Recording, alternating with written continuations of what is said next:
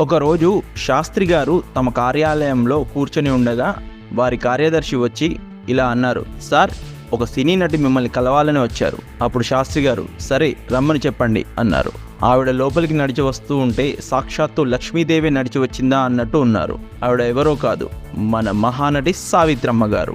శాస్త్రి గారు ఆవిడను అలాగే చూస్తూ ఉండిపోయారు. ఎందుకంటే ఆవిడ నిలువెల్లా బంగారంతో ఉన్నారు. ఆమె ఒక్కో నగ తీసి టేబుల్ పై పెడుతూ ఉన్న దృశ్యాన్ని చూసి శాస్త్రి గారికి నోట మాట రాలేదు. తాలిబొట్టు తప్ప అన్ని నగలు ఆవిడ ప్రధాని ముందున్న బల్లపై పెట్టేశారు. బల్లపై నగలను చూసిన శాస్త్రి గారికి అక్కడ ఒక చిన్న నగల కొండలా కనిపించింది.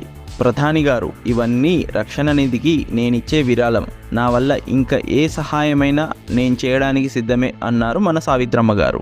శాస్త్రి గారు లేచి నిలబడి చేతులు జోడించి సావిత్రమ్మతో ఇలా అన్నారు, అమ్మా, మీ త్యాగం వృధా పోదు. యుద్ధంలో మనమే గెలుస్తాం. సావిత్రి గారు కూడా లేచి నిలబడి చేతులు జోడించి శాస్త్రి గారికి నమస్కరించారు.